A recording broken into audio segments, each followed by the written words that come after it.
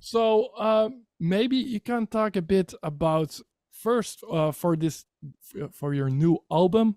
Oh yeah. You will be recording a new album soon. I saw a few of your videos, and you do that through uh, pre-sales, if I'm Yeah. correct. So maybe talk a bit about that to our audience. What will it be about? And yeah, Yeah, so it's very important, that phrase pre-sale as yeah, opposed to crowdfunding. Because it's, to me, it's all about, and it's something that really bothers me about crowd-funded projects. It's like, how much do you truly believe? And I'm not trying to shit over at anyone else. Like, this is, I should preface this entire interview and talk and chat here by saying this is just the way I do it. You know, it's like, you can take it, you can leave it, it's all good. I'm not going to be offended, and I don't intend to offend anyone with my opinions. They're literally just my opinions at the end of the day. Opinions I believe very strongly in, and some of which have helped me as a musician on all levels over the course of my career, coming up on almost 30 years now. So the thing about the pre-sale versus the crowdfunding thing is there's no financial goal to be achieved from the audience in order for the project to happen. I am 100% behind. I believe 100% in what I do, that I'm going to go do it, whether it costs me $20,000 and I make zero from it, or whether we do 800 sales in the pre-sale and it gets completely covered and broken even. So that's based on a career of making albums. I was actually talking to, I don't know if you know Gretchen Parlato, the singer. sure. Okay, so she's about to embark on a duo tour with Lionel Lueke. I was at Berklee with Lionel, and we played a lot together, me and Gretchen. Gretchen's on my first record, Mystery to Me, and I was sending her some demos that we made as a trio, like in my apartment, like almost 20 years ago now. And it made me remember that Mystery to Me, my first album, is going to be 20 years ago next year. So in all that time, and I made a big YouTube video on this a couple of months ago about, like, literally how I lost a ton of money I doing saw this in the that. studio. Okay, you saw the video. So Great video. We'll link it below, by the way. okay, Beautiful storytelling as well. yeah, Great. check it out. It's like, it's not all doom and gloom. I did lose a ton of money, an almost unimaginable amount of money, but it does show some optimism for the future. And that's exactly where we find ourselves now. Because the last album I did last year, One Way Out, was the first time I broke even on a recording session as a band leader. And it wasn't reliant on sales after the fact, and it wasn't reliant on revenue from streaming, which is pretty much non-existent, as I'm sure we all know. You're not going to retire on the back of Spotify, you know what I mean? Mhm. Unless you're Drake or something, and if you're Drake, you already have the money to retire. So that's the concept moving forward, is to involve the audience, to provide much more value than just a recording, and to involve those fans who really appreciate listening to an album as a whole. And they're not like the transient audience, they're like the flick and swipe and, skip, singles rather than album audience. And, full disclosure, that is a much smaller population of my fan base than the, thousands or tens of thousands of people that follow me on YouTube, for instance. So by engaging them and giving them some more value, it worked out. It worked out on One Way Out. We're going to see if it works out on this new one. These are now far more adventurous projects. Like, we're flying to Argentina to record the next one.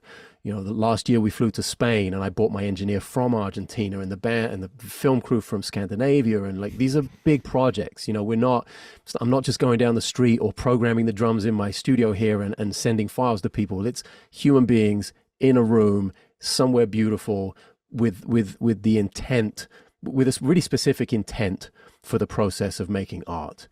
And that can be working with the right people, being in the right space, having a different experience that surrounds, like going to Argentina is, I've been there before, but not to make an album, not to spend 4 days in the studio with some of my closest friends and oldest friends and musicians and co-collaborators for the past 20 something years. That's special. So that's the overall concept and kind of the backdrop of what pre-sale versus crowdfunding means to me. And that's kind of how I'm going forwards, and how I intend to release at least one album a year for the rest of my life.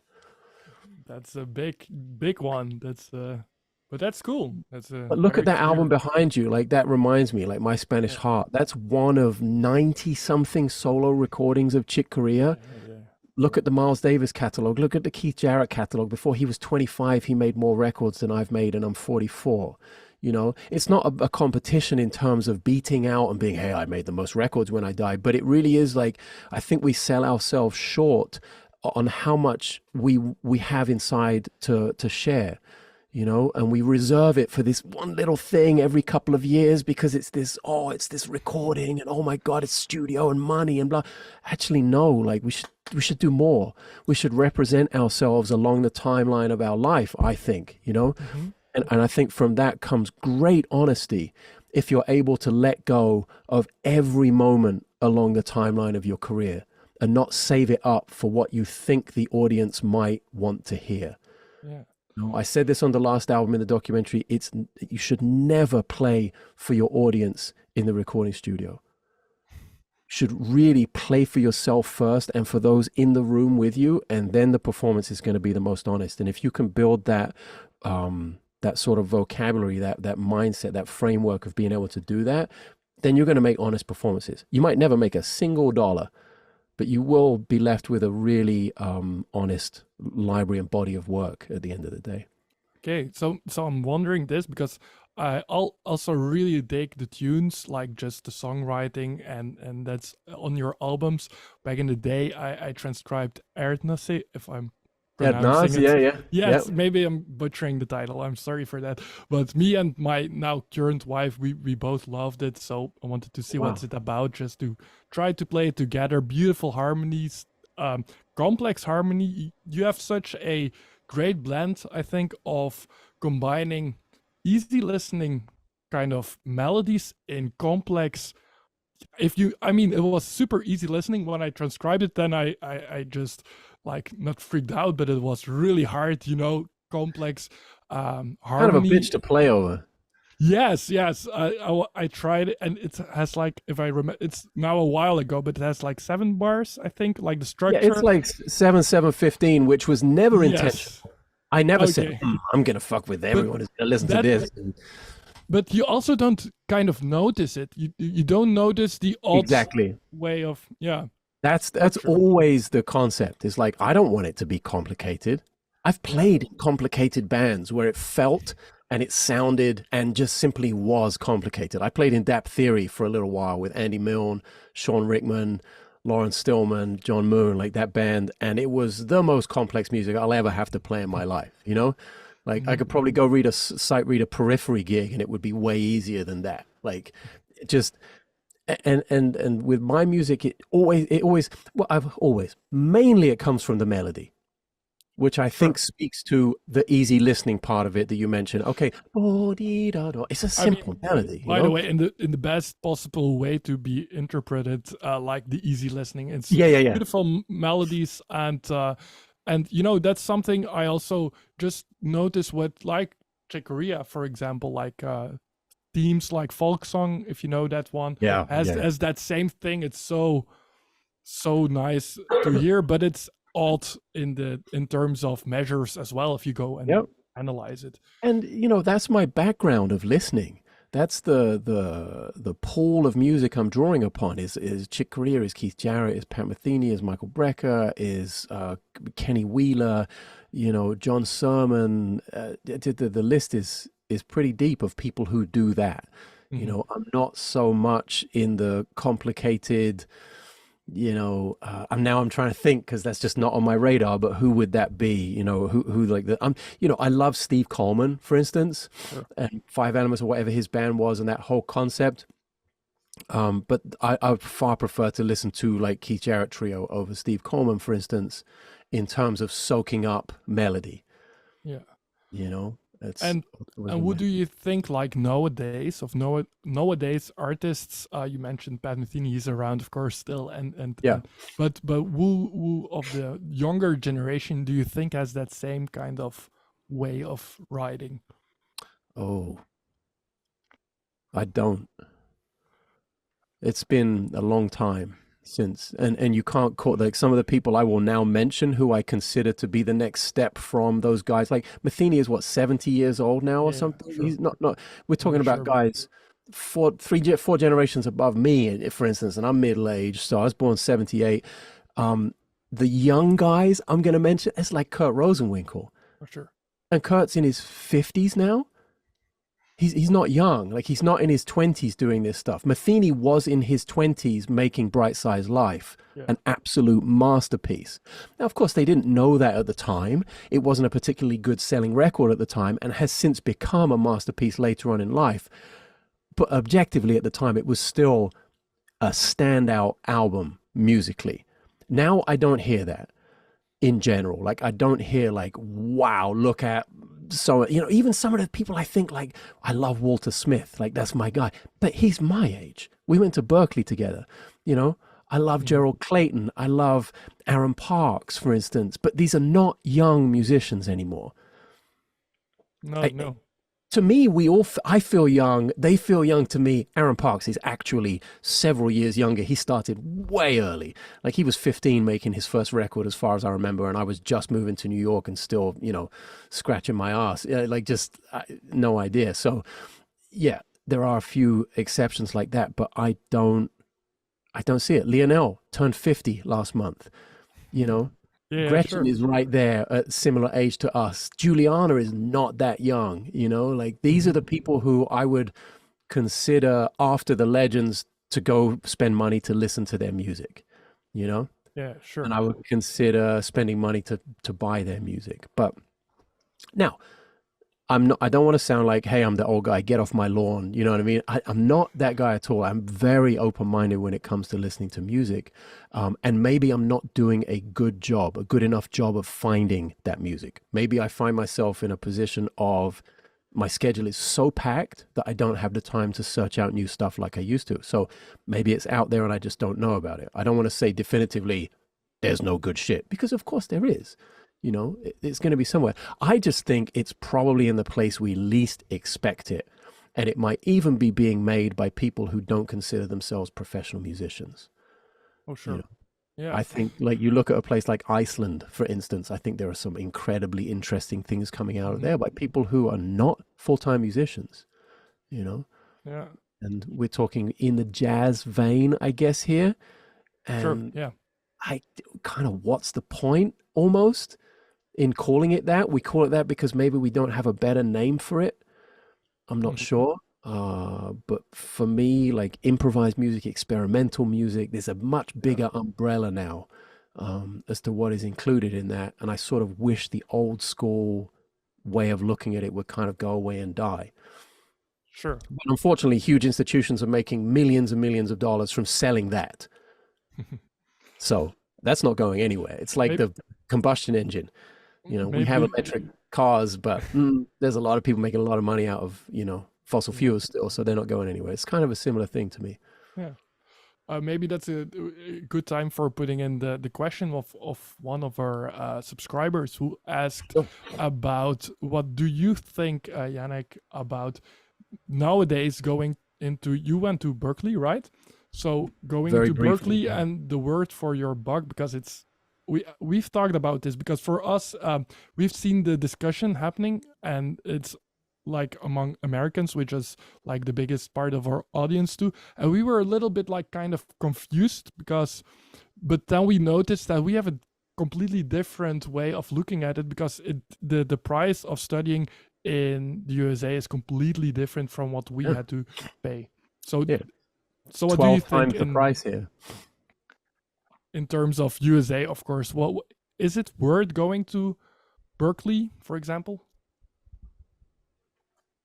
I think there are a couple of different ways to look at it. I think when I look back on my experience, I have to preface this by saying when I went in 1998, 25 years ago, we're talking a very, very different time. People still made records. There was still the concept of the apprenticeship, where young musicians would play with older musicians and gain experience and then become band leaders and recording artists. I mean, we're right at the very end of it, because by 01, 02, 03, the jazz record industry was done. You know, like the Verve and Verve and Columbia and all those people, Atlantic, that had jazz departments, sort of disappeared, and they got all amalgamated. And what's the label that Brad Mehldau is on now? They kind of took over all the Warner Brothers artists like Matheny and Mehldau and all those guys. I forget, what is it? Is it Nonsuch? think maybe it's Non-Such Records kind of came in. Anyway, the major label element of being able to make that a career, kind of like Joshua Redman did in the 90s, and Branford Marsalis and those kind of guys, really kind of died right as I was at Berklee and right as I was moving to New York. So conceptually, what I experienced was quite different. And unfortunately, what I experienced at Berklee was sort of pushing me towards that business model that was about to die. And there was no preparation for what was about to come right after it. So unfortunately, at my age, born 1970, if you're born between like 77 and 82, you kind of got screwed on the timeline of things if they sort of happen, you know, when they should, more or less.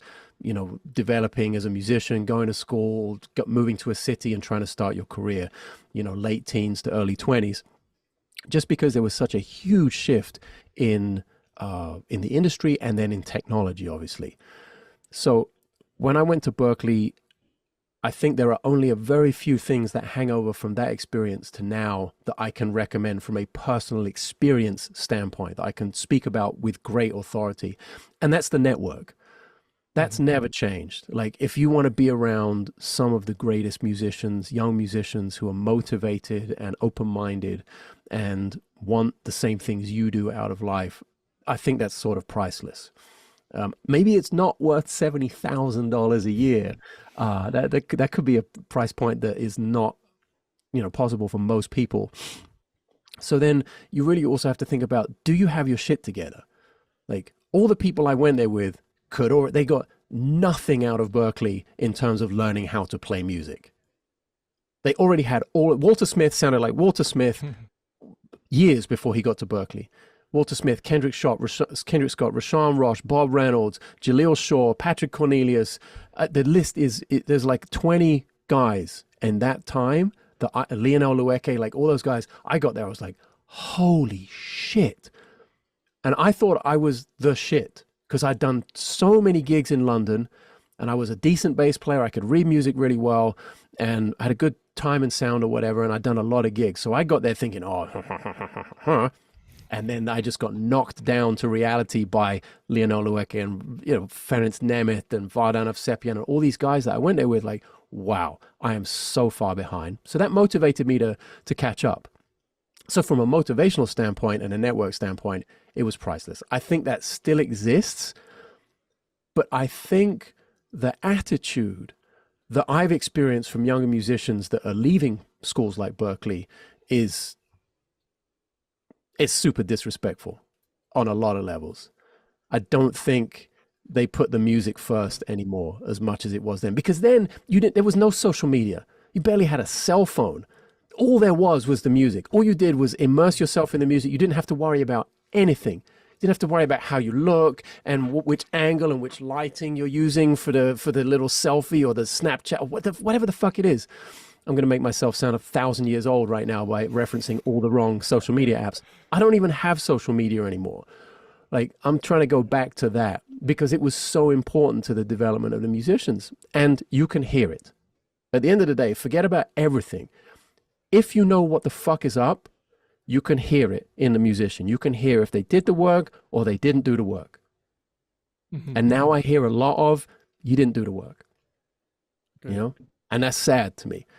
So that sort of brings down the importance of going somewhere like that. I still think you have to have a network somehow. Yeah. You know? But if you're spending $70,000, why don't you spend that on rent and go somewhere like New York or Berlin or the fucking Reykjavik or somewhere where there's people that you can just play with every day, you know? I think the other option would be, and it's a bit harder, but probably you could do it. If you search for it, you have to find that community by yourself, kind of. But you're correct. That's a lot of money. You can save still some money and go to a cool place and then find the community, which I also found to be one of the most helpful. Like nowadays with the internet, good and bad information, but also very good information is if you know where to look available. And I was thinking about this last week. If I had the opportunity to run a program, to be the head of a program in a big school, I would have zero requirements.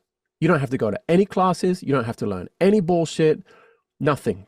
all you have to do every single day is practice and go in the studio and write music and record music. That's it. Every single student must put out 1 album a month for the entire time you're in the school. Like, I would donate my time for free as a producer, as an engineer, as a bass player. Like, that's how I would run a program. It would be 100% based in reality, in what it is to learn to play music via playing together with other people. Give guidance and feedback, of course, but you would have to have all of your shit together before you got to school.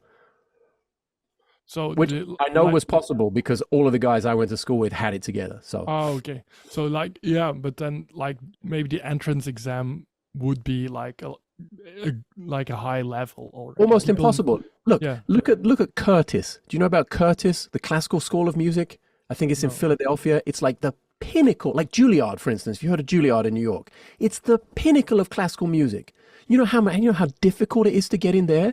You know what standard there is? If the 3 of us listened to 5 people that failed their audition, we would think, man, I'd pay $100 to see that person in concert. That's how fucking good they are. And those are the people that don't get in. There's no standard for jazz schools. It's only a money-making machine.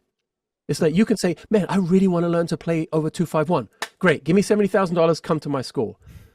Imagine you go to Juilliard and say, hey, I really want to learn how to play a Mozart violin concerto. Oh, great, give me $70,000. We'll teach you those notes. No. You go to the audition, you have to have 5 concertos memorized. I mean, come on. We're talking about, it's almost farcical. It's almost a joke. Even though Berklee now, apparently, I've heard, has a much more rigid, much more difficult application and audition process. But the barrier to entry is still almost 0.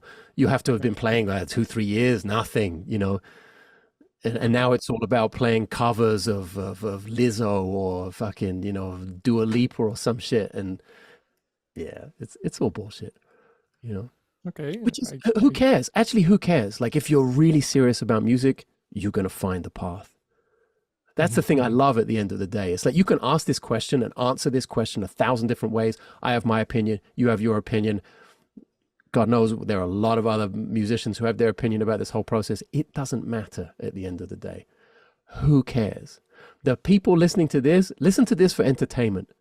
Listen to this to laugh at my opinion, to agree with me, to disagree with me, to poke fun at me. Perfect. This is while you're having coffee and watching YouTube entertainment. But the people out there who really want to play music are going to play music. They're going to find the path and they're going to find their community no matter what. And school, I don't think, is an important part of that equation if you are truly motivated.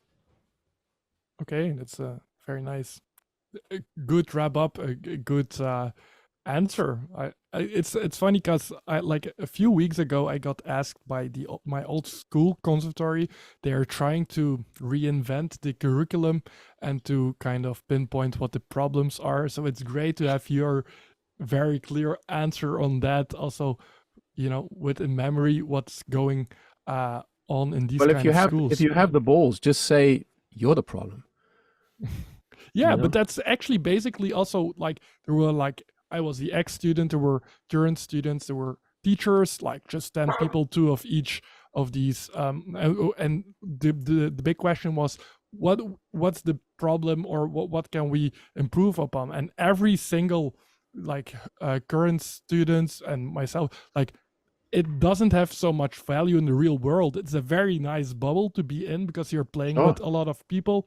And then suddenly you get graduated and nobody really knows what to do. Bye-bye. Yeah. Yes, and it doesn't really prepare you for anything, really. So schools don't take any future responsibility either. They take a lot of money from you, but they don't take any future responsibility with your career. Graduation day is like, woohoo, you throw your hat in the air, at least in America, and you get a handshake and a little piece of paper and bye-bye. And what they really are thinking is like, wow, if one of these 1,000 people graduate, if one of these people gets really famous, we'll use their name in 10 years to get more kids to come in. That's the only thing they're thinking about. Their marketing department is working overtime and their like future responsibility department doesn't exist.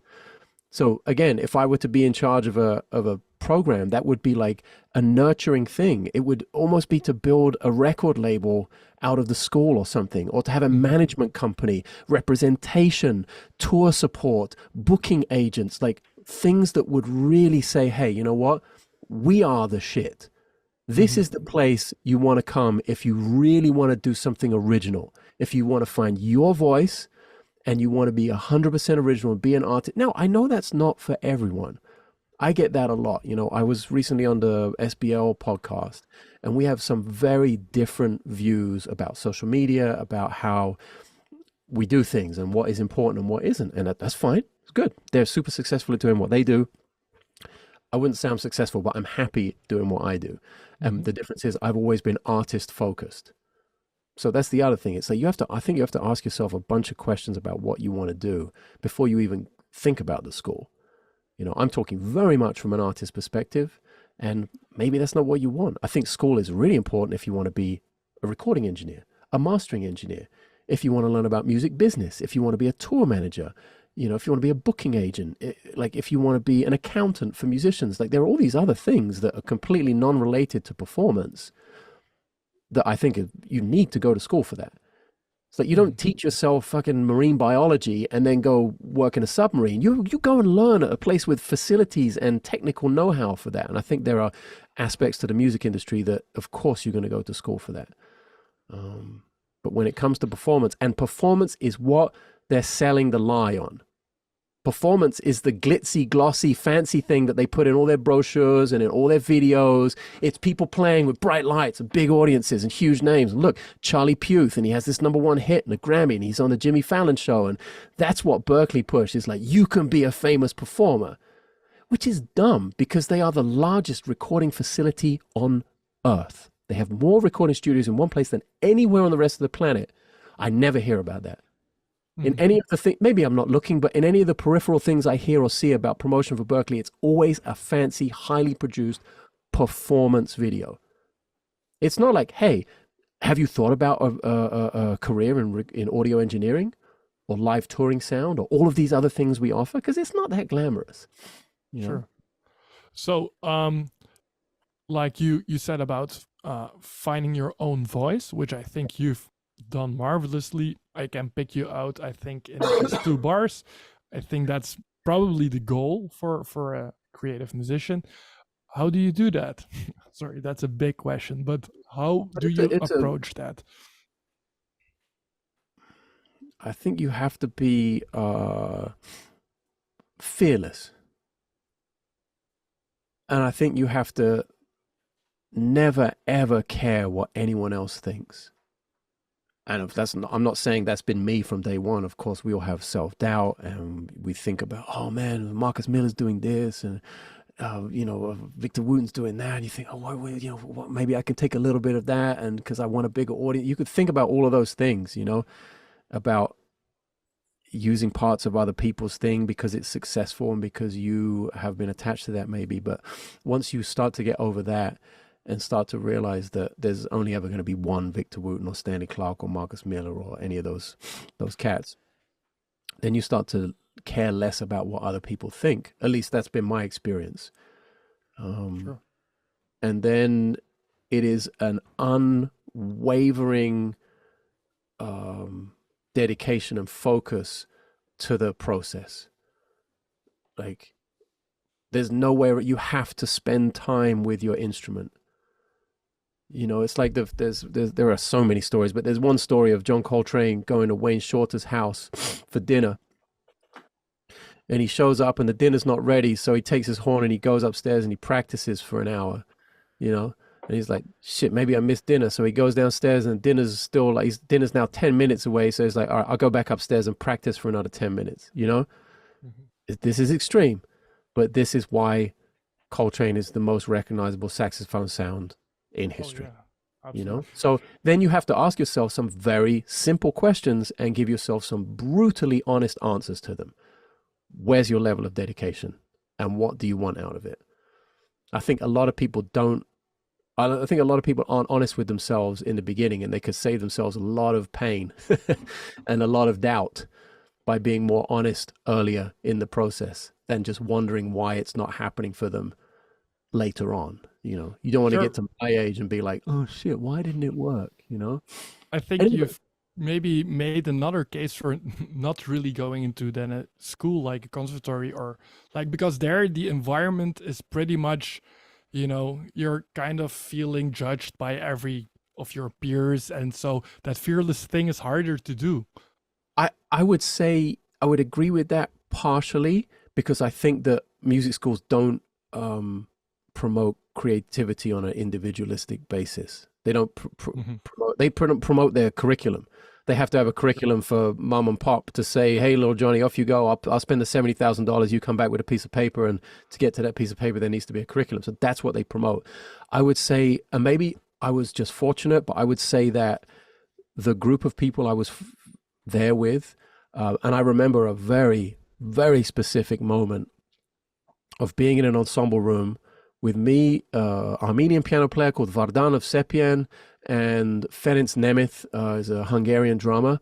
And we're playing some like, we were all fans of Keith Jarrett still live. So we're playing the You the Night and the Music version of Keith Jarrett, like of there's this beautiful melody. They pedal on C forever, and we're like really fucking going. And there's these little glass windows in the door, and like up at the window pops Lionel Lueke, and he's like, and then he disappears. And then like 5 minutes later, he comes back like this. So we're like, what the fuck is going on? And we didn't know him. He'd literally just arrived. And so we open the door and say, hey, what's up, man? He's like, oh, I was just listening or something. He was like, he was like really nervous. Can you imagine? Like, this is one of the greatest living improvisers, musicians I know and have ever played with. And so like we invited him in and we invited him to play. And he later told the story of like, that was the moment where he thought, I don't think I'm good enough. I'm going to go back to Africa. Like Wow. that moment, just seeing our silly little Keith Jarrett rip-off jam session in a thing, and we're all first semester or second semester students, we're all kids, 18, 19 years old. But there was such a sense of community. Like we weren't about to be like, yeah, get the fuck out of here. We were always like, come in and play it. Who are you? And what do you do? And oh, you're a guitar, let's play together. And then we find out he's this unbelievable guitar player. And together we sort of gave each other confidence like that. So I didn't feel judged by my peers at Berklee, which maybe is a unique situation. Maybe there's more pressure now with social media. I know there's more pressure now with social media to feel judged. You just have to listen to the type of bullshit that people are uploading, because the only thing they care about is attention. And to get attention, you have to steal that person's view in the first second and a half. So it's that's what people upload now. So yes, now it's very different. But at that time, you know, Walter Smith was the one who got me into that scene, at that little group of 20 people who were super badass. And he told everyone, man, you got to hear this bass player. He can fucking play over changes. Like that was a crazy thing at the time for a bass player to be able to play like All the Things You Are and like make the right third, minor and major on each one, you know, whatever. And he got me in that scene, and boom. So it was really encouraging. So I don't know if that is the case now. I would hope I have faith in humanity that it is, that people are open-minded, especially when they're that young. And, you know, what was your experience, for instance, when you were... Not like that at all. Like I was more into fusion jazz, and mostly schools are more conservative in like, also the way of improvisation is taught much in the bebop approach, which is American great, Songbook, jazz standards kind of thing. Yeah, I mean, it's a great way enclosures and bebop scales, and it all has its part, you know, but that's the main focus, probably because it's just a very practical way to explain to a newbie how it works, playing over changes. But it never really got out of that. Yeah, you know, I ended up playing years of standards, and then I wanted to do my own fusion music, and that was straight stuff, and then I just felt like this is totally not the same. I mean, it's both improvisation, and you can hear like Michael Brecker, and they have like roots in these bebop kind of things, but it's not nearly the same. I mean, I think you've identified the issue that your school had just asked you about. It's like, why are you telling it's like, I have a daughter, okay? She's 19 months old. Not once have I said, oh, this is how this is how you, where you put a verb, and this is where you put a noun, and this is how you, I haven't told her any of that. I've spoken to her. That's it. Mhm. I speak to her in English, I speak to her in Spanish, and that's it. And slowly she learns. And at Berklee and all these schools, they hand you all this fucking material. Like, here are all the rules first. And then we'll maybe think about listening to a song once in a while. But like the first thing you should have when you walk into a room is like, listen to the fucking music. How are you going to understand it? Because D, F, A, and C are the chord tones of D minor, and G, B, D, and F natural are the chord tones of the dominant chord, and here's where they go to C. Come on, you know, that seems to be the focus, is like theory first, and that you have to know all of these rules and all this theory before you get to the music. And we're talking about a music that is an oral tradition. Whether you play fusion, whether you play straight ahead jazz, whether you play experimental, completely free shit, you know, maybe you're into Sun Ra or something, you know what I mean? Like, whatever you're into, this should come from an oral standpoint. This should be learned by ear. And I don't think there's enough, kind of focus put on that. Yeah. In general. So that's like maybe a nice segue into, I don't know if you know a bit what our Sharp 11 music channel, we've done mainly transcriptions. We've put that out actually since Conservatory. The thing was, I had just a few transcriptions laying around. Thought, why not just put it on the internet so people can kind of use it as well? And then I had a lot of ideas, just I wanted to learn. So it became a weekly thing. I invited Timothy. We did it on and off, and 7 years after, we are kind of still doing it. No, like the last year or so, we are now, our main focus is on how do you use all that material. It's not for the sake of transcription, of course. So, but we would love, what's your idea on transcription? How do you use it? What do you think the benefits are? I mean, the main benefit is that you listen, and you have to listen. You are forced to listen. And hopefully you're not forced. My thing is, like, when somebody asks me about transcription, maybe I have a student or somebody asks a question at a clinic or a masterclass, and I say, look, I can tell you that when I transcribed Art Pepper on You'd Be So Nice to Come Home To, Art Pepper Meets the Rhythm section, it changed my life. When I transcribed Freddie Hubbard on Fee Fi Fo Fum, and the Herbie Hancock solo on it changed my life. But that was me, because I loved that music. Like, I can tell you what worked for me, but you must only ever transcribe the music that you're like, whoa, what is that? If you don't have that moment, don't do it. Maybe as an exercise, yes. If you want to work, if you want to improve your technical prowess in your ears, yeah, for sure, I would recommend doing things outside of your comfort zone, which would sometimes include things that perhaps musically you're not completely attached to. But the things that will stay with you for the rest of your life are the things that you have that, oh shit, what is that? Like, you have to stop your life, and you have to grab the manuscript paper, and you have to go, you know, like me, I was with the old mini disc player. Shit, I don't have where is that? It's somewhere else. But the cassette machine with the rewind button, like, I lived around that cassette machine, and a little upright piano in my parents' house. You know, that was it. And it was when I had those moments, that's the stuff that stuck with me for the rest of my life. So there are layers to it, I think. But to me, the most important part of it is the stuff that you fall in love with immediately. You know, Michael Brecker's Syzygy or something, or It's Been Real, or like some of those things that just melt your face, and you're like, oh shit, well, there's the next month of my life, you know, that you just know already. Sure. Yeah, and then it's a problem like what I had too much and still have for, you know, I like a lot of stuff, and then I put it on a list to transcribe, and that list grows longer than I can manage. And you'll ever transcribe. I have a list of probably 30 solos still. I'm 44 years old. I'm still doing that shit. Cool. I try and transcribe every single week. Oh, wow. That's a good one. What are you currently working on, if I may ask? I am currently working on, I wonder if I can play it through the computer, just a snippet. Yeah. Let's see if I can get to, hopefully if the clip is super short, I'm just going to play a couple of seconds. It won't Sure. mess up your YouTube uploads, but let's go. Do you hear that? Yeah.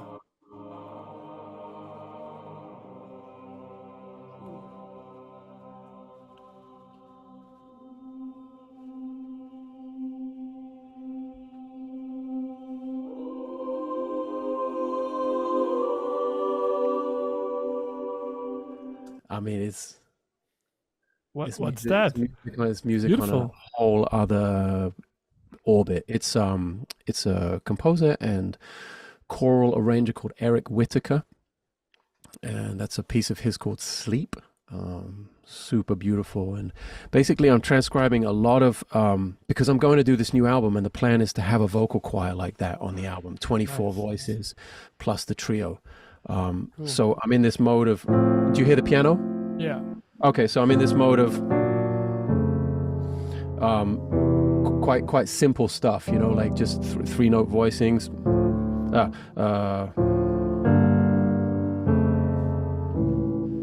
But then really working into clusters. So, oh, whoops, no, sorry, fuck, I'm way out of it here.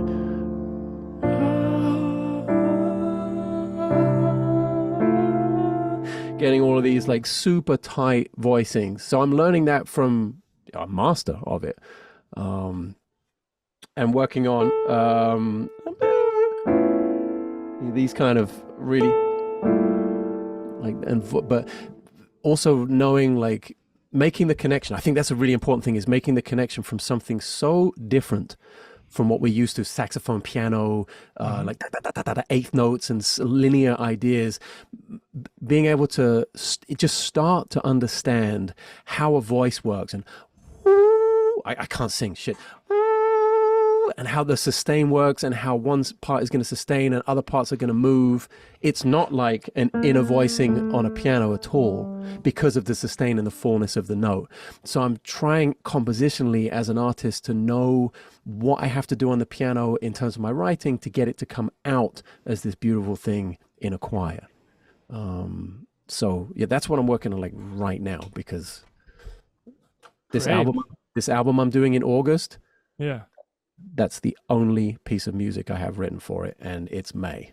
So I need to really start work. Yeah. But you can manage, I'm sure. I know for sure, it's no problem. But I've been sick for 3 weeks, so it really like pushed me back, which is kind of a drag. But yeah, You can never foresee that. I have a kid of who's now 3 years old. It's just yeah. It's every week something new, you know. Yeah. We'll get better eventually. By the way, Timothy, this is, by the way, more even in his cup of tea, because he was so crazy after the studying jazz guitar, the masters, to start again classical directing. So great. So I don't know if you have follow-up questions, or you had also a bunch of questions. I should keep my mouth shut now. Yeah, no, I love Eric Whitaker. And so you know Eric Whitaker. There you go. Yeah. Do you know Enjoy the Silence? Yeah. Oh, man, that's insanely beautiful. Goosebumps every time. Yeah, I'm really trying to interview him for my podcast, because he lives here in Los Angeles, which would be really interesting. Almost like I want to get sort of a free choral lesson out of him via the interview. But yeah. Yeah, it's really cool to see where all the influences come from. You know, it's not just one thing. It comes from everywhere. You know? Oh yeah, and because I came from like such a classical background in a lot of senses, you know, like I started with classical guitar, like really seriously, not just like chopsticks and stuff, but like through the whole grade system in the UK up to grade 8, and playing concertos and all that kind of shit, which is where the technique transferred quite easily to the electric bass. Kind of gave me a bit of a head start in that sense. But aside from my mum being like a super hippie and listening to Bob Dylan and Joni Mitchell a lot, there was also a lot of classical music happening in the house, you know, on records, you know, like really like, oh my God. Like she was, a lot of like Beethoven and Schubert and Schumann, but also Debussy and Messiaen and some more modern stuff. So really, yeah, I'm fortunate to come from a little bit of that background, even though that's not my like real roots. I definitely know sort of where to look towards when I hear that. I can tell the difference between Mahler and Brahms, for instance. I'm not like a master sommelier of classical music by any stretch of the imagination.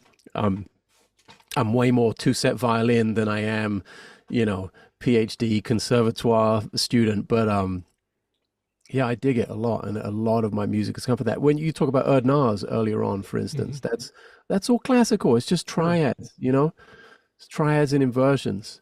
Yeah, I don't think people give the simplicity of some of that music from, especially the classical and the romantic period.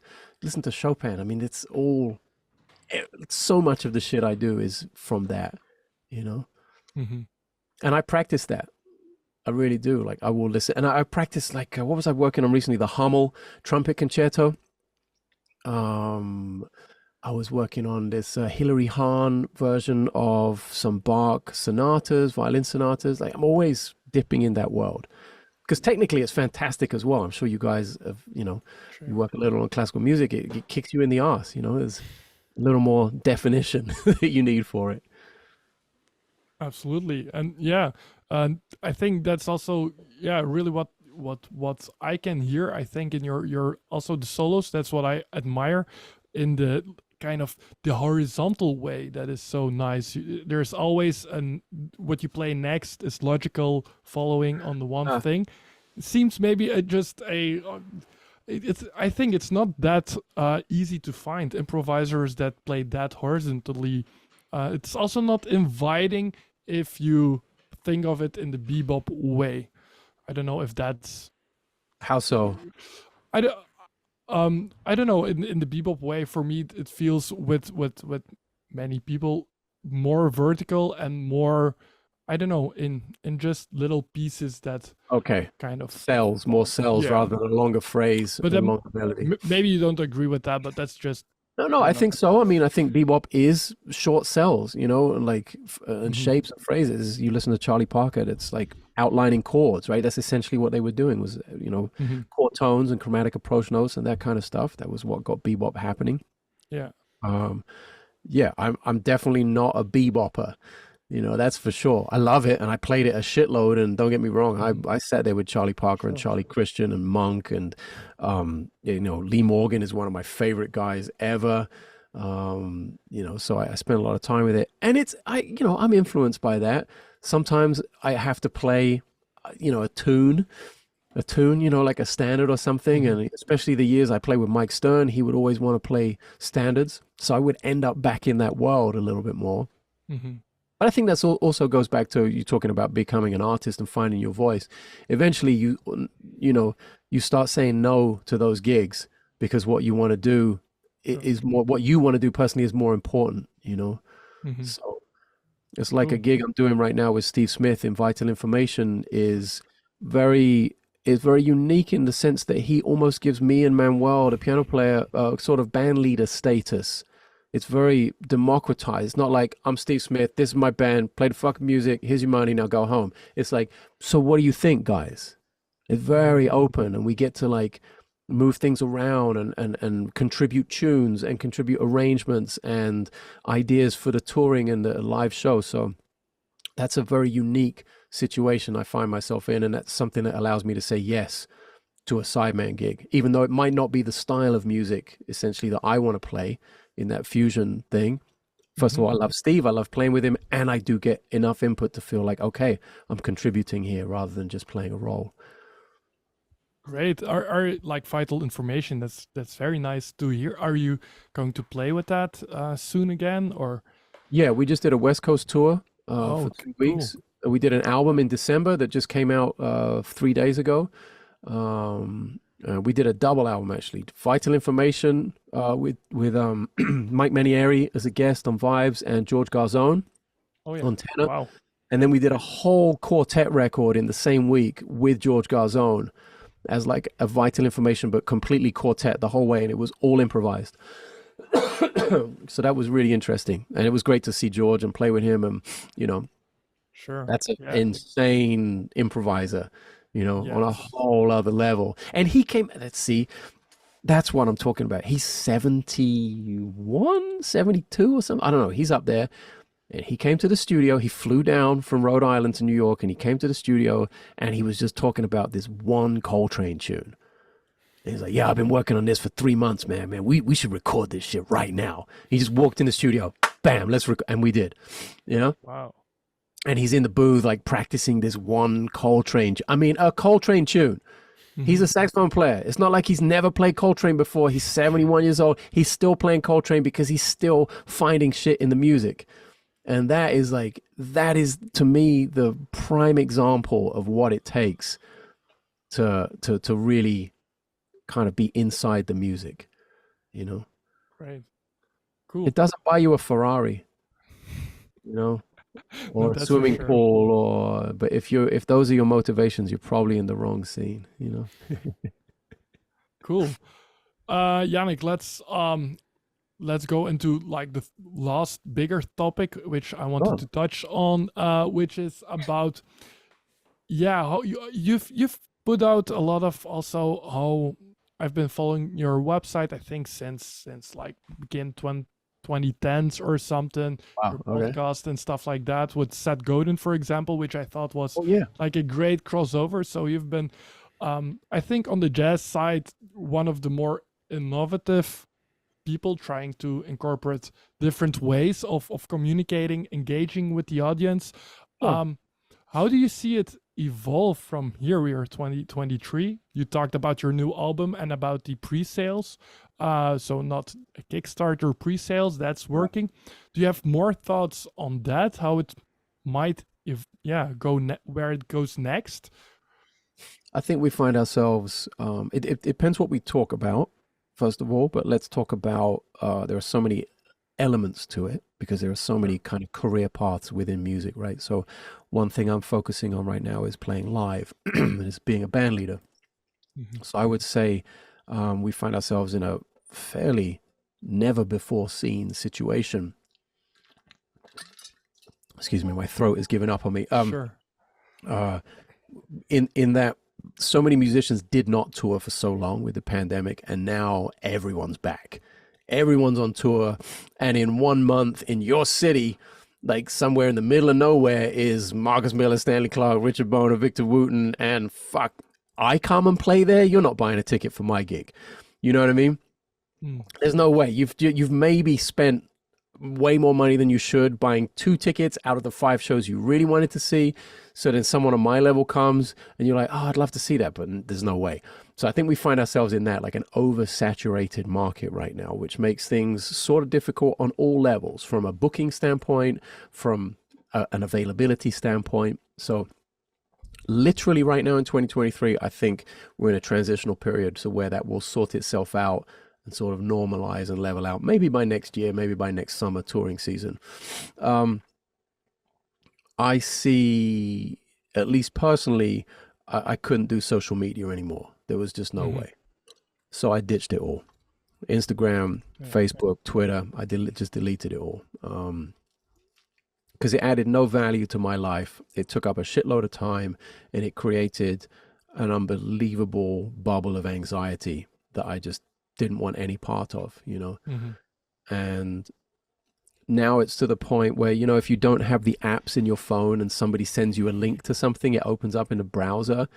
And just the short amount of time from messages to browser where it switches the app and starts to load, I feel like my heart is going like this, like really, like anxiety for real. Like the heart rate rushes and I'm like, I don't want to see whatever this fucking thing is. I don't care. Maybe it's a friend that sent me something that I probably really want to see, but I don't care anymore.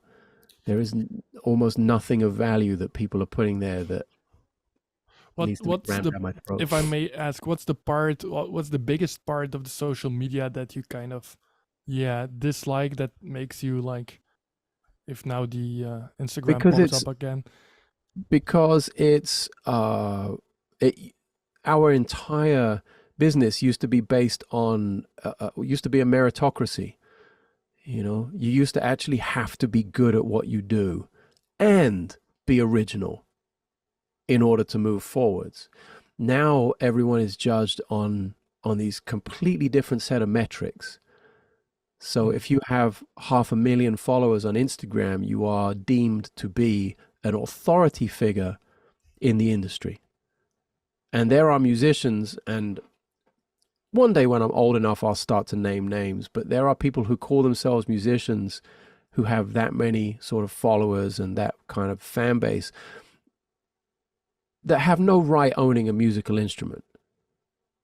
I mean, like laughably bad, cannot get from one end of the bar to the other in time, have no concept of sound of the history, and at the same time are doing nothing original. Now, don't get me wrong, there are plenty of people who were icons of the music. Sid Vicious was a terrible bass player. He barely knew how to hold the instrument, but the Sex Pistols were iconic in what they did because of the way they did it. So I'm not saying that, I'm really talking from a fundamentally musical standpoint. And that's what people are sort of selling as a lie. It's like the Insta scam, basically. That's really how I feel. It's such a corny way to put it, but on so many levels it really is. Because you're not getting the reality. Like if I went to see that person play live, what are they going to do? They're going to do 500 takes of the first song of the set to get it right? Because that's what they did on Instagram. You know, they chopped out the best 20 seconds. And that's not how music works. You know, music happens in real time with real people. And you have to have those reactive skills, those skill sets that only come from time with your instrument, from time with other musicians, and from respect of the music. You know, whatever genre it is you're playing. You know, you could be Tosin Abasi and Animals as leaders, or you could be Hilary Hahn as a soloist with the Chicago Symphony Orchestra. It doesn't matter. You know, all of those people with greatness all have something in common, and that's time spent with their instrument, a deep level of respect for the music, and experience. And experience is the one thing you can't buy at music school, no matter how much they charge you. And experience is something you can't get from being an internet musician, you know.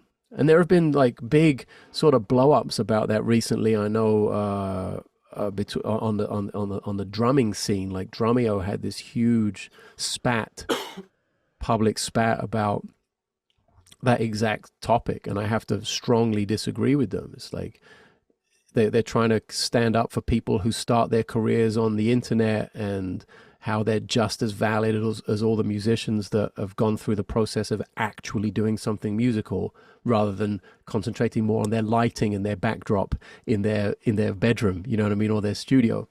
And yeah, I definitely side with the musicians on that, the real musicians. And there is a big gap between, so I really feel that anxiety, and I'm like, if I see that material coming towards me through my phone or my computer, I'm just like, oh, I don't need it anymore. I don't need to know even that that's out there, because I don't want it in my orbit. I don't want it to have any influence on me at all. And it used to. It definitely used to have an influence on me. I used to think like, you know, some dumb bass player who can't play, and why does their video have 1 million views? And I can't fucking get arrested here. Like, it totally, and I start to think like, what am I doing wrong? And should I do something more like they're doing? And should I actually be shitter than I am? Or like, you don't want those thoughts, you know? Mm-hmm. You want to just be able to say, I love this. I'm willing to do the work. And here's the path. Very simple, you know? Yeah.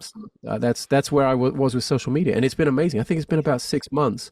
And of course, I'm still on YouTube. I think YouTube is one place where it's still kind of cool to present long form content. I hate content, long form art. You know, you can actually open up a conversation that's meaningful. You can put forward ideas that don't have to be condensed into 20 seconds. You can tell a story. You can be creative with the cinematography or the editing, and you know, it doesn't have to be meme culture. You know, you're not like bah, bah, bah, bah, bah, bah, bah. In some sense you are. You still have to be creative and tell a story, but in the same way that like you start a gig, and if the shit is so boring after 5 minutes, people are going to leave. It's like if a comedian is bad, they tell 20 bad jokes in a row, and you're 10 minutes in, you're going to get heckled, and then people are just going to leave. So there is some element of entertainment to that, but I appreciate the longer form element of it a little more. And the far less pressure of the quick, like clip kind of thing, you know? Yeah, it seems very logical, and you're absolutely right about the Instagram. The thing is also, of course, everybody, like, if you are a bit of a, well, you can edit a bit well, then you can, I mean, you can do anything, literally. You can pretend to play whatever. Of course. And a lot of people do pretend to play, you know? A lot of it is bullshit. Yeah. No, I have one last question, but Timothy, if you have still more, please insert them. Well, the only thing I was thinking about is that you also start up a Substack. Yeah. That's also another form of long form content where you can just... For sure. And it's very sort of, what's the word? I'm losing my vocabulary here, but it's very sort of insulated. Like the platform isn't based on an algorithm, for instance. It's not all flashy. You don't have to think about all the thumbnail and the first 2 lines that you write or whatever. It's just, you know, it's basically my mailing list is what it goes out to. And I can advertise that and encourage people to sign up to it through the YouTube videos. But yeah, that was something I had a really long time ago, that like kind of like the podcast. I started podcasting in like 2006 or 7 or something was like the first time I found those episodes. They're like 30 minutes. They were recorded on my laptop with the internal mic. It's horrible. But they got so much traction at the time. Completely lo-fi, not thought out, but they made a connection with the audience because they were simple and they were easy to consume. And I think the blog is kind of like that as well. And Substack allows you to embed video, and it allows me to host my podcast there now, actually, which is fantastic. And it's free. And it also has the built-in element of people who, you know, the ability for people to support the cause if they want and become paid subscribers. Yeah. And I actually literally yesterday just put out a poll because a fan sent me this mini disc player has been broken for years, and I wrote about this on the Substack, and a fan said, look, I have one, I never use it, it's yours, and they mailed it to me. So I started listening to all these like old bootleg mini discs that I hadn't heard in over 20 years. And I was just in heaven, back to live concerts that I'd been there with the mini disc in one pocket and the microphone going through the shirt and down the sleeve. Like, there was none of this smartphone voice recorder shit back then. It was really ghetto. And even a buddy of mine had a DAT machine, fucking weighed like 2 pounds or something, like half a kilo or something. So that's how we used to bootleg gigs.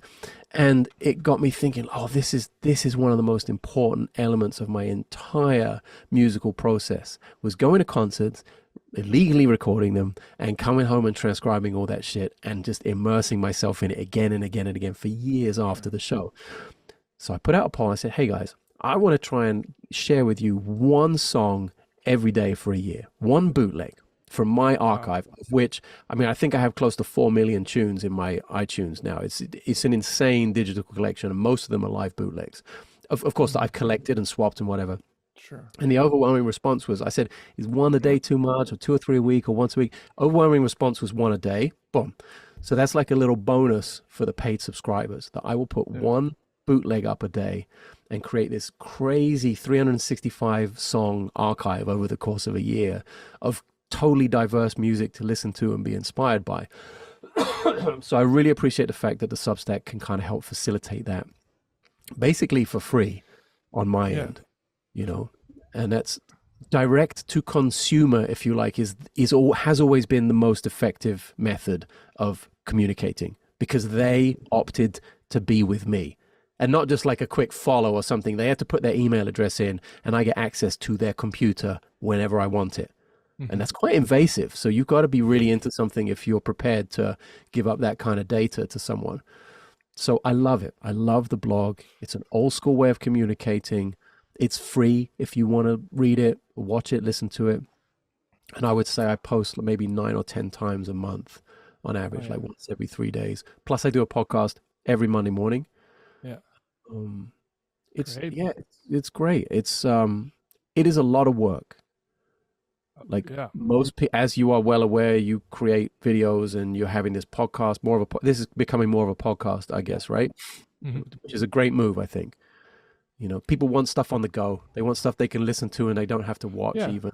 But I think I'm glad we identified also two really, I think, two very positive things about, like, that's also social media, right? You having that audience and somebody sending you that tape recorder, that's one thing. And the fact that the last couple of years, like podcasts, it's incredible how many people listen to long form content that Yeah. way, at least. So I mean, it's think, crazy that the comedy world has basically taken over podcasting.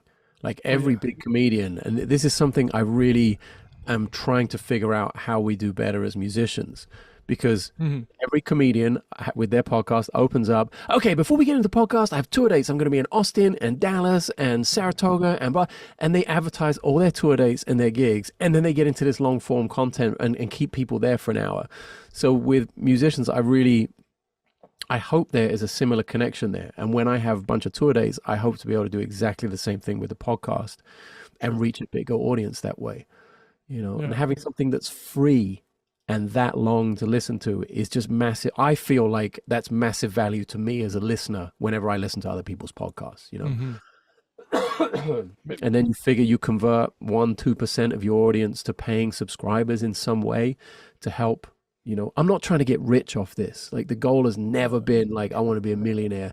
But, from YouTube with the AdSense or from brand deals or podcasts or the Substack, what money does come in, I am completely prepared to reinvest it into the process of doing more and doing better and widening the reach. That's Cool. Yeah. and we have so many options available to us now. Like, why not use them? Sure. I just don't think social media should be at the top of it in terms of the apps. Yeah. No. It's maybe I just don't know about it, but I think, like, if you're in this jazz niche, like, there are not too many podcasts yet. I might be wrong, but No, there aren't. so There aren't at all. The Peter Martin has one, I think, yes. and Ruben Rogers has a bass one. There are a few people, there's the SBL podcast. That's not jazz. Yeah. I mean, there are a few in the bass world, but yeah, not really that much happening. And I think it's because it's kind of a small niche. Comedy is huge. Yeah. Comedy's super universal. I think if Jacob Collier had a podcast or something and it was all like music theory based, it'd probably be huge. Sure. If people like Adam Neely who do those like video essays, and if he had a podcast, it'd reach a much wider audience, Sure. with his subject matter. So yeah, what I talk about, who knows? I do talk about harmony sometimes. I put the piano in there and I play, but there's no real focus, No.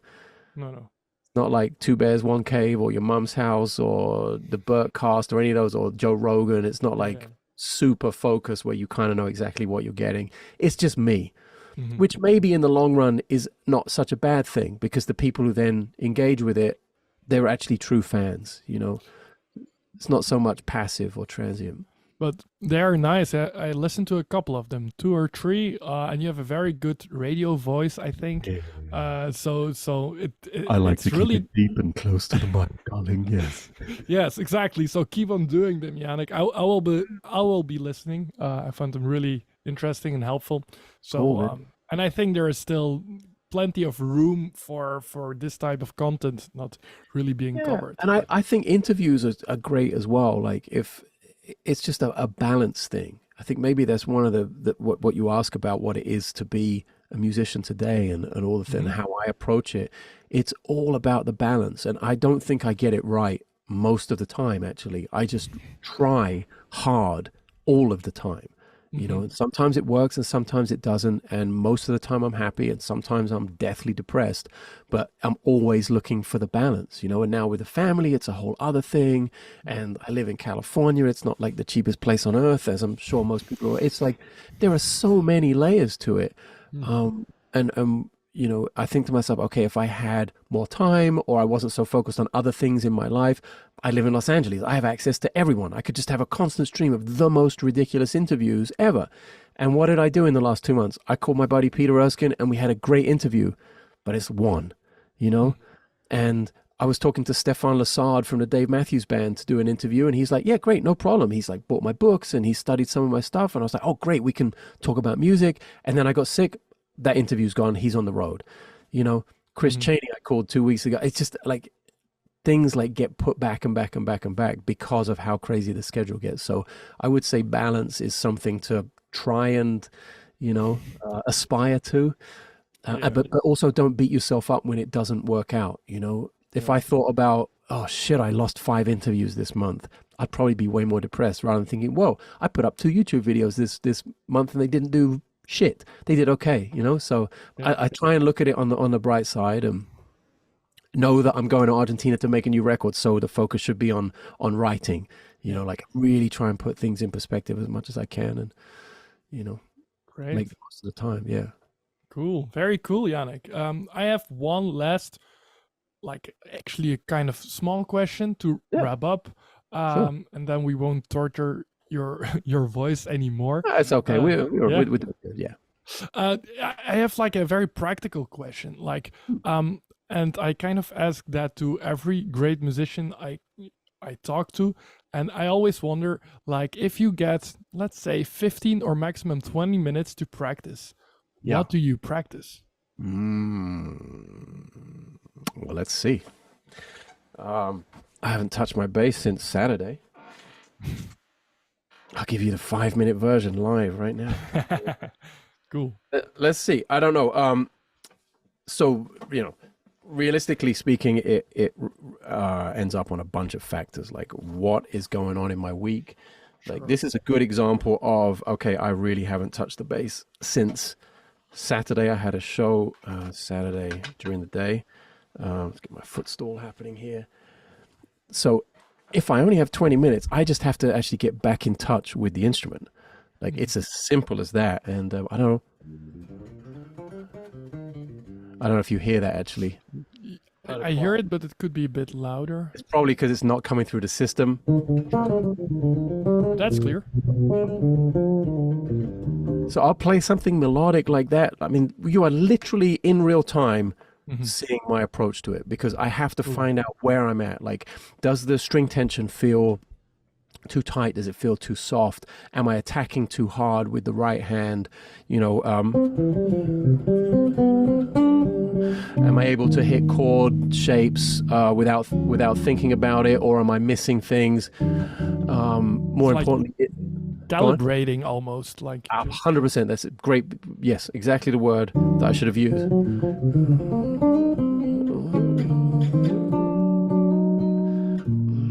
And then really, is my ear telling me to play a bunch of bullshit, or am I ignoring my ear and just playing a bunch of bullshit, or am I actually getting to something that is relevant? You know, a great bonus of technology, especially when you have the any kind of smartphone with the voice recorder, is that I have thousands of voice notes in there.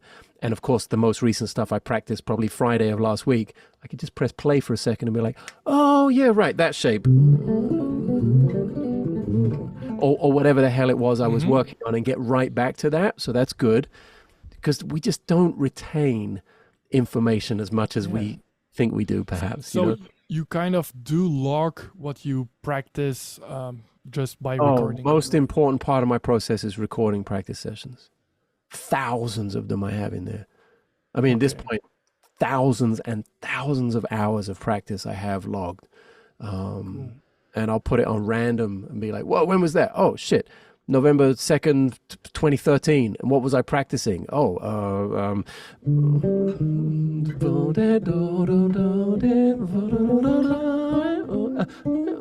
Need to practice that more.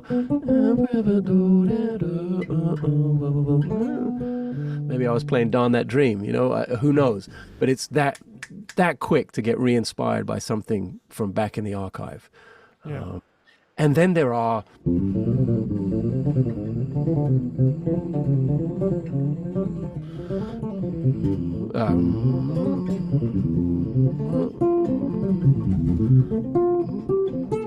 the basic exercises and stuff that I'll get into once I've given myself that feedback, once I've given myself that information. Oh shit, second finger, left hand, not working. Okay.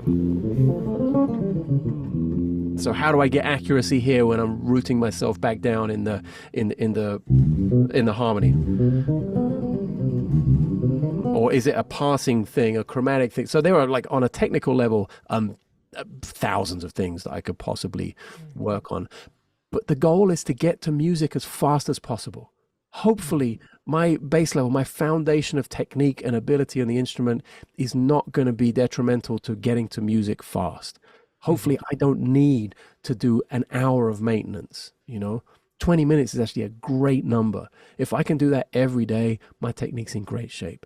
And then when I'm on the road, when I'm on tour, oh my God, it feels like I feel invincible.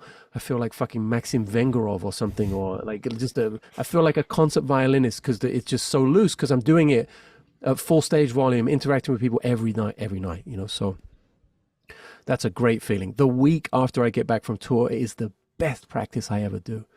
I can fucking do anything, which is actually the concept for this new album, because we're going to tour for a week before we go to the studio and hopefully be like nice and loose and flexible. Yeah. And then, I go in and out. If I'm writing a book, like the Giant Steps thing, holy shit, it was just,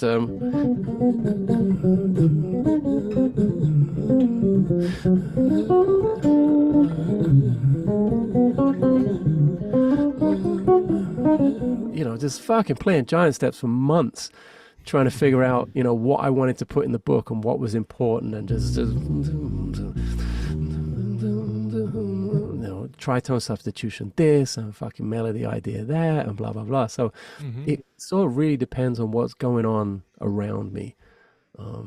Sure. I gotta say, I cannot remember a time where there wasn't something specific I had to work on. Cool. Like, cannot remember where I was like, oh, I'm just loose today, let's fucking do whatever, so that to-do list, like that transcription list you talked about, where it just keeps on growing and you'll probably never do all of them, that's the same for the practice as well. Yeah, but if it's growing, you get more things to work on than the time that you actually have to work on. It will be an endless thing. Yeah, I could not imagine sitting down here and being like, I go to practice. I could not imagine that. That would be the saddest thing ever. Sure. To not have the motivation or to not know what to do, And I know that happens to people. The motivation thing is a real thing, and you get in a slump and that could be tough. I get that question all the time. Hey, what do you do when you don't feel like playing? I say, I don't play. I understand that I'm a human being first. Like, the music thing came later. Like, I need to eat, I need to exercise, I need to do all of those other things that are important to staying alive. So get a sport, get into cooking, like 2 essential elements to your life, like pursue them a little bit, have a hobby based around them, I think musicians get in that tunnel vision maybe a little bit, especially I think school promotes that a bit as well, because it's really intense. You could be there for a few years and just practice and exams and performances and blah, blah, blah. And you get out the other end, you're like, holy shit, I don't know anything but practice now, That's I loved your podcast about exercising and that journey, because I feel like if you see musicians, or at least the circle I know of I don't know, 30, 40, 50, they are such lazy people, usually, like in bad shape, and they do stuff, and which is a pity because you really need it on stage. So it's a bit of a weird. Look, they really undervalue being in shape, musicians in general, I think. And look, I understand it. If you have a tour schedule, I know how it is. Like, to be disciplined on the road is one of the hardest things, especially as a jazz musician. So my buddy plays in Maroon 5, for instance, right? And they travel with a trainer, with 3 chefs, with a gym. Like, they tour hard, but they tour easy in terms of making it happen. On a jazz tour, it's up at 4 o'clock in the morning. You go to the airport, fucking Brussels, and you're like, oh no, there's a delay again. And you're flying somewhere, some fucking whatever, Prague, and you get to Prague. Oh shit, can't check into the hotel. Fuck, sound check is at the same time as check-in. God damn it, I'm not going to see the hotel until like 10 minutes before the gig. And then you're eating dinner at fucking midnight. Not good. Yeah. But there are ways to mitigate the issues there. You know, you got to start learning to travel with protein bars and travel with a water bottle which you fill rate, like simple shit. Really simple shit. And then having the willpower to come off the gig and not have a gin and tonic and not have a kebab at fucking 1 o'clock in the morning, you know, Yeah. and trust that your eating window is going to be fine, you know, like compress your eating window, even if it's just 12 hours. Yeah. You know, make sure you're not eating for 12 hours and keep your metabolism going and all the rest of it. It is willpower at the end of the day. And there's the habit to party a little bit on the road, and you're away from home and it's kind of loose and there's a free bar and, you know, you can indulge and there are fans. Hey, you want to smoke some weed? And I'm like, no, I don't have any interest, you know, being around that. And especially like on the pop and the rock scene as well, that is even more so, after parties and like heavier drugs, more and better quality free alcohol, you know. You know, when you're doing room service at 4 a.m., you're not in a good place. I've been there. I'm not saying like I've never done this. Absolutely, I'm speaking from bitter experience and speaking from the other side of it, where I am now disciplined to do that, and how much better I feel during the tour and when I come home, and how I can put like let that kind of run over into my discipline at home as well, and be really kind of strict about cooking and eating the right stuff. Yeah. Wow. Yeah. Thank you very much, Janek. I think we'll wrap My it up pleasure. here. But so, yeah, thank you. That's a very, very valuable talk. I hope people can get a lot out of it. I think people can get a lot of it. We also will pinpoint like the topics in the, so that people can skip if they want to go to certain topics. Yes, Cool, that was it. All right, Thank guys. you. Yeah, my And, pleasure. yeah, I hope to probably you'll, if you get back into Europe on tour, we catch you pre-COVID somewhere in Germany, right? Timothy, we drove to, what was it, Krefeld? I think it was for George Whitty. No shit. That was 10 years ago. No, is it that long? No. Krefeld with George Whitty was 2012 or 13. I think it was like the fall of 13, October of 13, right? Oh, wow. Yeah, if you like, I got like married and then I got a kid, and for some reason it feels like I thought, okay, maybe 4 years or 5 years. And I'm growing to what's my age again? No, like the last time I played with that band was 2019 in Japan, and the previous tour I think was 2013. Krefeld, what was the venue? Krefeld. I think it wasn't it a cellar or something. That was the one. Yeah, I'm not sure anymore. We played a couple of Kellers like that. Yeah, and in Germany they have kind of a habit of having some clubs like really down. We played Jazz Club Minden and Krefeld. I mean, I don't know. It's a decade ago. Sure. That's a long time ago. Yeah. Wow. So did we meet at the gig? No, I don't think so. No. Oh shit. Okay. But I should have really remembered cool. that. I loved your playing. The whole band. It was really, really nice. Cool. And we usually have to drive. Like I just catch Dave Weckel with Eric Marienthal. Something I wanted to see for a long time. But usually there's like one stop in Belgium or something. We need to go to Germany or. Normally it's Brussels or Ghent or something, right? Yeah, and you have a very, very, very nice venue in Verviers. That's a French-speaking. They have a very beautiful club. If you're ever, I can't get booked in Belgium. I've tried so many times, and nowhere will take me. It's a weird thing. I think it's I don't know what it is, but I see it all the time. If the things that I want to see live, kind of, there is jazz you're being booked, but they're pretty old. Trust me, I've researched all of the clubs, just in Brussels even, and I sent everyone an email and a press kit. I'm like, you guys are hosting some like mainly local shit, and I'm offering you an international touring act for not a bad price, and you guys just like, nah. So I played one tiny solo show in a place called Dilbeek or something. Dilbeek, suburb of Brussels in 2017 on my last minute world tour. And that was it. That's the last time I played a show solo, a band leader show in Belgium. I think if you come here and you research it a bit, like Ghent would be by far the best option probably to get anything done. They have a very nice jazz festival now with Herbie and stuff on but they're pretty open, you know. Yeah. They also have clubs, and they're really open also in terms of what they kind of present. Like it's not only acoustic jazz or something. It's very interesting in Europe now that it's still working on such an old school concept. Like you have to have a booking agent. They do not want to work directly with an artist. That is really a thing. Yes. And like they are very, very specific about that.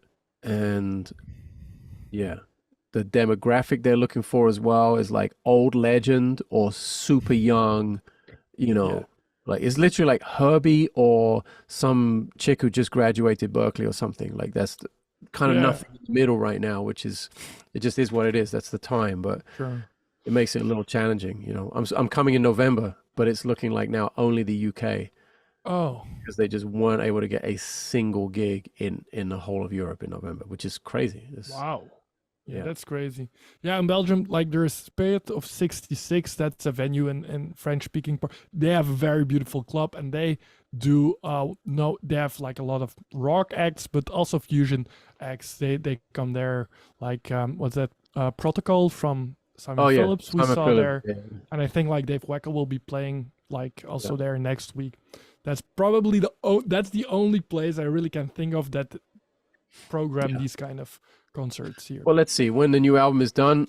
Hopefully there's some music that people want to listen to, so we'll see. That's the other thing is like we should have talked about that a little bit, was the concept from artists to take responsibility now and not to go through the traditional club scene. I think there's a lot of potential in just private renting a room somewhere. Like, I want to play in Ghent. Okay, give me a fucking room that has a PA system. I'll pay you. It's 500 euros for the night. Boom, done. I'll sell the tickets. 200 people, 25 euros, 5K on the door. It's simple math, you know? My cost is 500 euros and my profit is 10 times that on the door. It's so much of a better deal. You know, you don't give an agent 15%. You don't give the venues 20%, you know. It's a lot more work, but I think there's some potential for that moving forward, which is what I'm trying to do. So, it's just probably you have a lot more responsibility, but you take 100% of the risk. You risk like 10 shows if they all charge 500 euros each, which is low for a venue. It's more like 1,000 euros to rent. So you're looking at $10,000 plus flights and hotels, and then you're like, fuck, I hope some people show up. So yeah, sure. Wow. It's a work in progress. Maybe over the next years, that's going to be. Yeah, if that's if you come around and you have like this kind of plan, those places are here for sure, and I know a few of them. So you could also always mail us if you want. So once it becomes a reality, I'll definitely get in touch, man. Cool. All right, guys. Thank you, Janek. Have Pleasure, a great man. day. Thanks for the platform. You too. Yeah. See ya. All right, man. See you later. Ciao. Bye.